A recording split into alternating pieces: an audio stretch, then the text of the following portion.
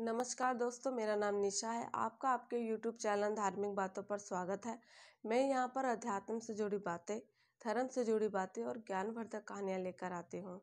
आशा करती हूँ कि आप सब स्वस्थ होंगे और अपने जीवन में बहुत खुशहाल होंगे।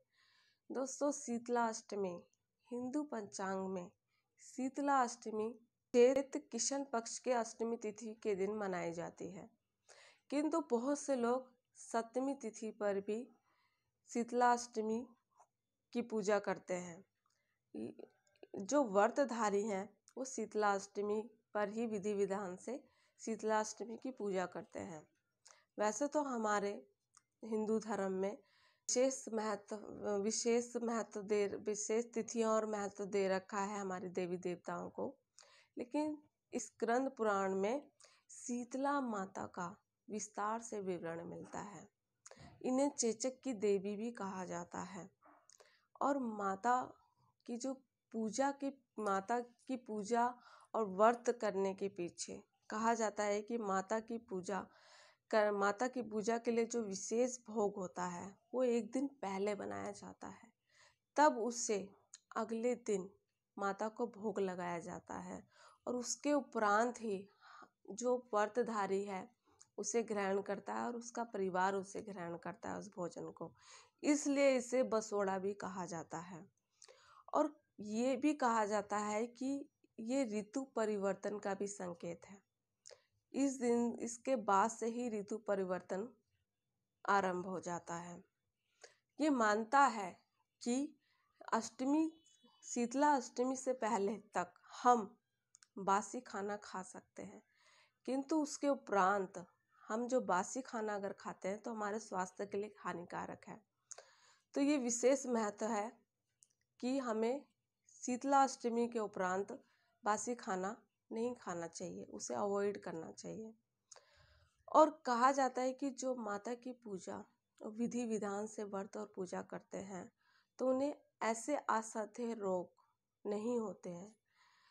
फोड़े, फुंसी, चेचक, खसरा और निशान जो रह जाते हैं, फोड़े फुंसी के निशान रह जाते हैं, तो आदि का शमन करती है माता और आरोग्य की प्राप्ति देती है, उत्तम स्वास्थ्य की प्राप्ति देती है। अगर आप इस दिन विधि विधान से पूजा करते हैं माता की और व्रत रखते हैं तो यही मानता है कि माता आपके स्वास्थ्य को उत्तम रखती है और आपके शरीर को उत्तम बनाती है और आपके शरीर को हर प्रकार के रोगों से मुक्ति देती है।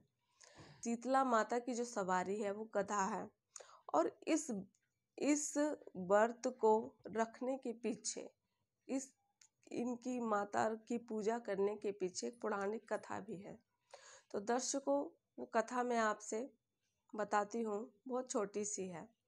कहा यह जाता है कि एक गांव में शीतला माता जाती हैं, वहाँ पर प्रवेश करती हैं और वो भूख से व्याकुल हैं और एक युवक उन्हें दिखता है अपने घर के बाहर। तो वो जाहिर करती हैं कि अब भूख लगी है, मुझे भोजन चाहिए। वो भोजन अपने चूल्हे पर बना ही रहा होता है और वही गरम गरम भोजन लाकर गुस्से में माता को दे देता है।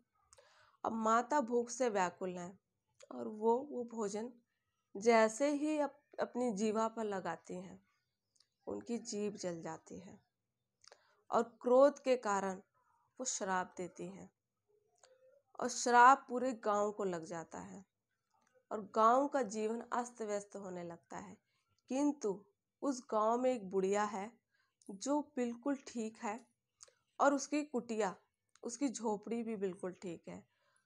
और ऐसा क्यों है? क्योंकि माता एक दिन पहले जब आई थी, जब उनको भूख लगी थी, तो उन्होंने उस बुढ़िया से भोजन मांगा था।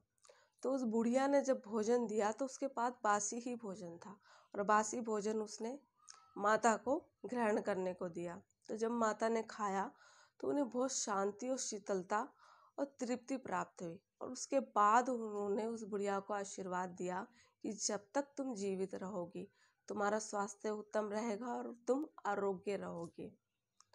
तो इस शीतला अष्टमी को पूजने के पीछे ये एक छोटी सी पौराणिक कथा है। और शुभ मुहूर्त, वैसे तो शीतला अष्टमी 15 मार्च बुधवार